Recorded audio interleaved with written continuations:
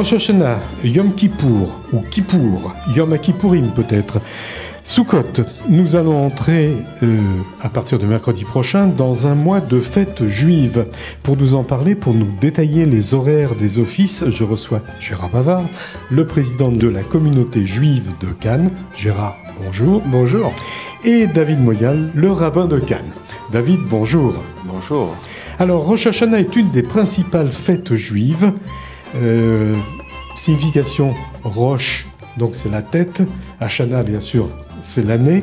C'est le commencement de la nouvelle année religieuse fixée au premier jour du mois de Tishri, c'est-à-dire ça varie entre septembre et octobre. Et Rosh Hashanah se situe à l'intérieur d'une période de 10 jours d'examen de conscience et de pénitence. On appelle également cette fête le jour du jugement.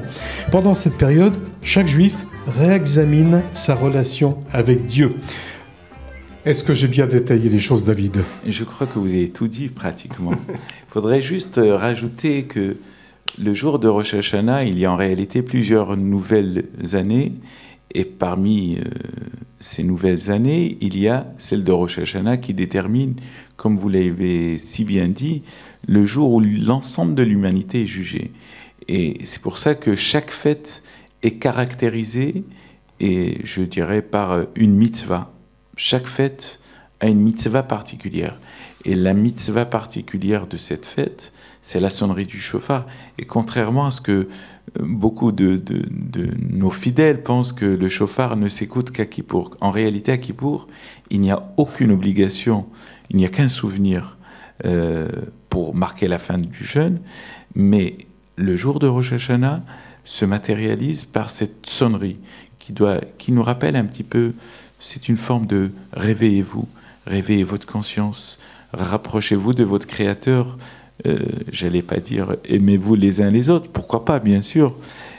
Sortez ce que vous avez à l'intérieur, essayez d'avancer dans votre savoir, dans votre réflexion. Ça, c'est Rosh Hashanah. Et puis, il y a aussi deux autres groupes de prières. À la fin de chacune, on sonne donc le shofar. Il y a le premier groupe formé de 10 versets de l'Écriture, proclame la souveraineté de Dieu sur l'humanité. Et le deuxième décrit la providence de Dieu sur ses créatures. Oui, en réalité, vous avez deux types de sonneries. Vous avez les sonneries qu'on appelle les sonneries assises, où tout le monde s'assoit. Il y a en réalité une centaine de sonneries, dont les 30 premières sont assises. Ensuite, vous avez le restant qui se situe dans la prière de Moussaf, c'est-à-dire la prière supplémentaire que l'on rajoute à chaque fois qu'il y a une fête, un Rosh Chodesh, nouveau mois, ou le Shabbat. Eh bien, pendant cette prière, et dans la prière silencieuse, et dans la répétition de la Hamida, eh bien, nous déclarons la royauté divine, c'est-à-dire le Dieu roi de l'humanité. C'est en cela le jour de Rosh Hashanah, c'est le jour du jugement, c'est-à-dire que le roi est dans les champs, il est sur terre. Ensuite, nous rappelons les souvenirs, par exemple le souvenir entre autres, le souvenir de la Hakedah, du sacrifice d'Isaac. Et enfin, nous rappelons surtout les shofarot. À chaque fois que Dieu s'est adressé au son du shofar, par exemple, lorsque le don de la Torah a été donné, il a été donné par le son du shofar. Et ce qui est merveilleux dans ces prières, il y a à chaque fois une introduction de la Torah, les 5, c'est-à-dire le Pentateuque, et ensuite vous avez les prophètes, et ensuite les hagiographes. Ça a été fait avec une grande, j'allais dire, minutieusement. Ça a été préparé d'une manière formidable. Et donc, en réalité, lorsque nous arrivons à la fin de Rosh Hashanah, nous avons écouté une centaine de sonneries. Et d'ailleurs, le jour de Rosh Hashanah s'appelle aussi Yom Teruah, qui fait allusion aussi au shofar. Il y a aussi, j'ai vu plusieurs significations qui est données à Rosh Hashanah. Rosh Hashanah, c'est aussi le jour du souvenir, car on y commémore la création du monde, et tout comme le Créateur garde en mémoire des bonnes œuvres de ses créatures, il y a aussi la nation juive de son côté qui se rappelle de ses responsabilités en tant que peuple élu. Commentez-moi ça. Oui, c'est vrai qu'il n'y a pas qu'à Rosh Hashanah. Nous le disons d'ailleurs à chaque fois que nous lisons le Kiddush, Asher Bacharban Mikol Ha'amim, que Dieu nous a choisis parmi tous les peuples. c'est une grande responsabilité. D'abord, c'est une responsabilité pour toute l'humanité. Être l'élu signifie que nous avons la responsabilité du monde. Et en même temps, Dieu nous a donné cette responsabilité parce que, à l'époque, seul le peuple juif a accepté la Torah. Lorsqu'il l'a reçue, il a dit « Naase venishma ». Nous ferons et ensuite nous essaierons de comprendre. Lorsqu'on donne à quelqu'un un texte, en règle générale, il essaie de le comprendre, après il essaie de le mettre en pratique. Le peuple juif a mis en pratique l'ensemble de la Torah. Sans la comprendre. Mais c'est par la pratique qu'il a pu comprendre cette Torah. Et voilà pourquoi il a été choisi. Gérard, maintenant on en arrive au concret directement, c'est les offices. Bien sûr. Eh bien, on va faire un récapitulatif des horaires des principaux offices, puisque ça va commencer mercredi 20 septembre, je vous le rappelle, chers amis. Donc c'est la veille, là. Hein. Oui, c'est la veille de Rosh Hashanah, bien sûr, puisque les fêtes commencent toujours la veille chez nous. Mercredi 20 septembre 2017, les Slirot suivis de Sharit à 6h30 du matin. Il y a le service religieux dans les cimetières. Alors, chers amis, soyez à l'heure et présents parce que le rabbin a une journée très difficile et il va courir d'un cimetière à un autre. Il faut que vous soyez présents à l'heure. Et lui, s'il est un peu en retard, il faudra l'excuser parce que souvent, des gens demandent des services un peu particuliers ces jours-là.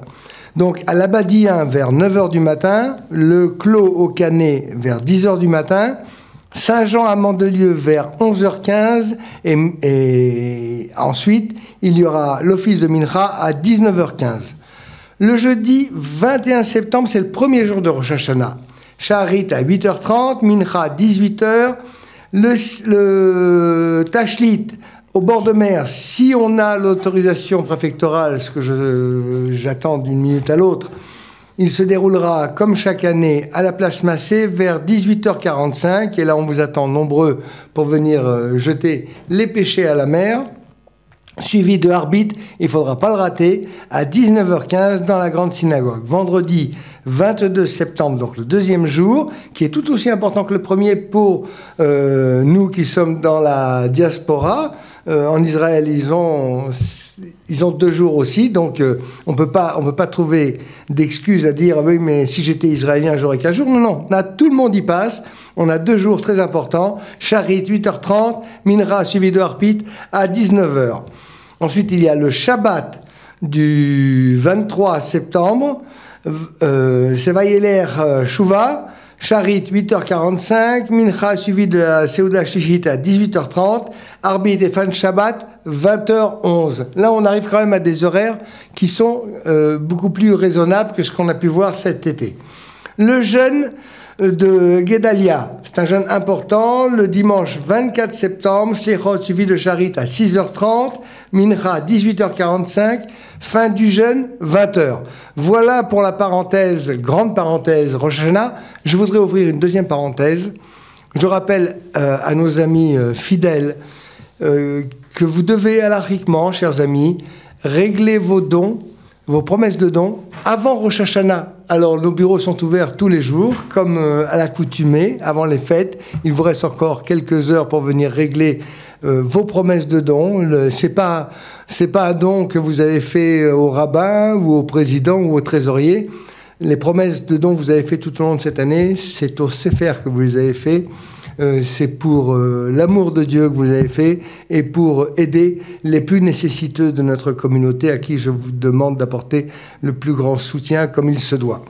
Encore une petite chose, puisqu'on est à Rosh Hashanah, le nouveau calendrier sur l'année 5778, c'est-à-dire 2017-2018, est enfin arrivé. Alors venez régler vos cotisations, régler vos dons, réservez vos places pour les fêtes de Kippour et venez récupérer ce merveilleux calendrier qui est enfin édité et qui est à votre disposition. Où là, vous allez avoir, bien sûr, toute la vie de votre communauté. Il a été attendu plus que le Beaujolais, hein, avec modération, bien sûr. Mais pas au même moment. Hein. Allez, on parle de Kippour et de Sukkot dans quelques instants, juste après une page de publicité. Deuxième partie de Judaïka, toujours en compagnie de David Moyal, le rabbin de Cannes, et Gérard Bavard, le président de la communauté juive de Cannes. Yom HaKippourim, Kippour, la plus solennelle des fêtes juives religieuses, elle est célébrée le 10 du mois de Tishri. Au cours de cette fête de l'expiation des péchés, on restaure la relation d'amitié du fidèle avec Dieu. David, alors, essayez de me dire exactement qu'est-ce qu'on peut faire, qu'est-ce qu'on ne peut pas faire à Kippour, et comment se concrétise réellement cette fête. Je voudrais revenir juste sur le terme Yom HaKippourim que vous venez de dire à l'instant. Yom HaKippourim qui est au pluriel. Cela signifie qu'il y a une relation avec le divin et qu'il y a aussi une relation avec le prochain. De la même manière qu'il faille obtenir le pardon de Dieu, il faut aussi préalablement obtenir celui de son prochain. Ça, c'est très important pour nous. Ensuite, Yom Kippourim est un jour qui est semblable à un Shabbat. En plus de cela... C'est même le Shabbat des Shabbats. Shabbaton, d'ailleurs, c'est le Shabbat des Shabbats. Et il y a, en plus de cela, nos sages ont interdit 5 choses, à savoir, bien sûr, manger, boire, mettre des chaussures en cuir, se frictionner, c'est-à-dire mettre du parfum, et naturellement le devoir conjugal qui est strictement interdit ce jour-là. Et il est aussi important de rappeler, bien sûr, de jeûner, mais la Torah, et d'ailleurs c'est en ce jour-là que nous le disons, que l'ensemble des mitzvot que nous mettons en pratique, ils n'ont de sens que lorsqu'ils ne mettent pas en danger la vie de l'individu. C'est-à-dire que, comme nos sages disent, « Asher ya'aseh otam ha'adam v'chai bahem » que l'homme doit accomplir tout en gardant sa vie, tout en préservant la vie. Plus simplement, cela veut dire que si jamais on est malade et qu'on doit prendre des médicaments, on doit absolument les prendre. Alors, c'est de cas par cas, c'est-à-dire quelqu'un qui a juste mal à la tête n'est pas considéré comme un malade qui a l'habitude de prendre un traitement à vie. Ceux qui ont telle ou telle maladie, qui ont une obligation médicale, eh bien, ils doivent le suivre. Bien sûr. Et si quelqu'un se sent très très très mal, d'ailleurs, il n'y a pas meilleur médecin que la personne elle-même. Si la personne réellement elle se sent très très très mal là ce jour-là et qu'elle se sente dans l'obligation de manger, eh bien on lui donnera à manger.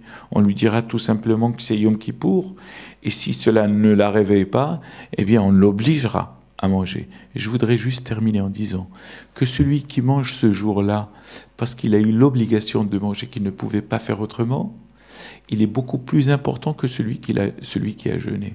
Donc vous voyez que la vie est importante dans la Torah. Est-ce que c'est une fête joyeuse ou non ? Elle est joyeuse et austère en même temps. Joyeuse parce qu'il y a toujours cet espoir que l'on va être définitivement scellé dans le livre de la vie. Et d'ailleurs, à l'issue de Kippour, c'est pas la fin du jeûne qui va nous contredire, mais tout le monde est joyeux. Parce que je crois que profondément, il y a cette tradition qui nous mène, qui nous donne cette envie d'avoir cette croyance d'une manière profonde. En même temps, elle est austère parce que c'est pas facile de passer en jugement ce jour-là et d'être, de passer devant le roi des rois qui est dans les champs depuis le jour de Rosh Hashanah et qui nous a donné ces 10 jours de pénitence, comme vous l'avez si bien dit tout à l'heure, pour nous rattraper.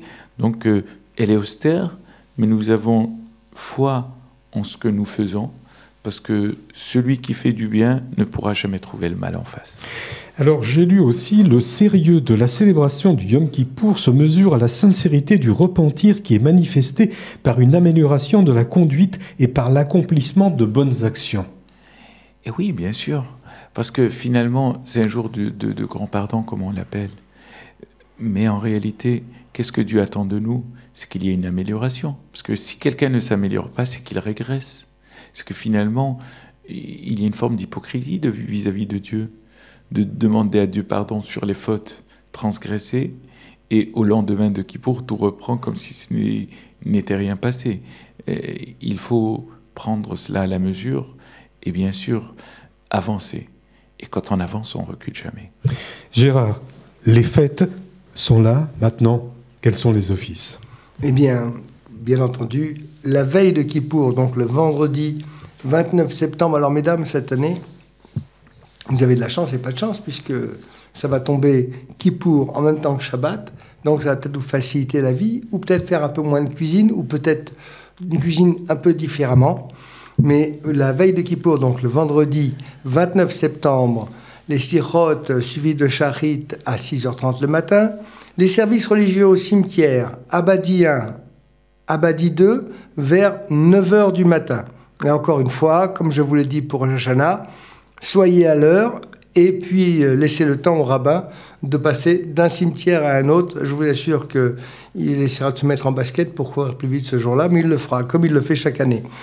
Ensuite, nous avons l'office séfarade. Alors, pour Kippour, nous avons trois offices en tout. Chers amis, réservez bien vos places. Office à la grande synagogue, animé par notre rabbin David Moyal. Un office marocain dans la salle du centre culturel, animé cette année par un jeune chazan israélien de très très grande qualité, qui s'appelle Snir, et vous pourrez peut-être trouver sur YouTube des vidéos concernant... en tous les cas, vous pourrez l'entendre et le voir sur YouTube. Il nous vient d'Israël. Vous allez voir... reçu. Hein? D'ailleurs, nous l'avons déjà reçu. Nous l'avons déjà reçu pour l'Akba Omer, tout à fait. Il a laissé un excellent souvenir. Alors, je crois que j'avais même fait une vidéo. Oui, c'était une soirée formidable. Je pense que les gens qui seront ne regretteront pas d'être aussi dans la salle du centre culturel avec Snir. Et comme chaque année, nous aurons un office ashkénaze. Cette année, nous faisons venir un chazan, un maître de la chazanout russe. On espère qu'il aura le même talent que son élève que nous avons reçu pendant de nombreuses années. J'en suis sûr, il aura au moins un talent équivalent.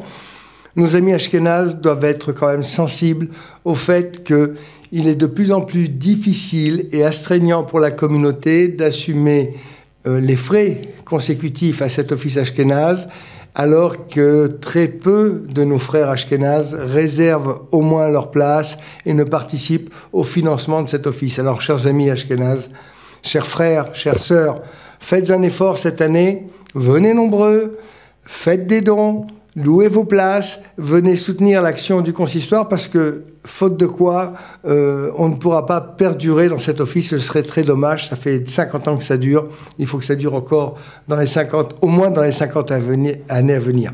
Alors donc, il y aura le vendredi soir seulement l'office séfarade, Mincha, les offices séfarades, Mincha 14h, l'Echa Eli à 19h15 et Kol Nidré à 19h45. Les Ashkénazes feront le Kol Nidré également à 19h45. Enfin, le jour même de Yom Kippour, samedi 30 septembre, Shacharit 8h, Iskor vers 15h, pour les Ashkénazes dans la salle du centre culturel, pour les séfarades dans la synagogue, Mincha vers 15h30, Neila. Et là, je vous demande d'être prudent. Il y aura énormément de monde comme chaque année, et que Dieu fasse qu'il y ait encore plus de monde. Neila se déroulera donc vers 18h45, avec la sonnerie du chauffard à 20h, qui ne veut pas dire que vous devez tous partir en courant. L'office n'est pas forcément terminé après la sonnerie.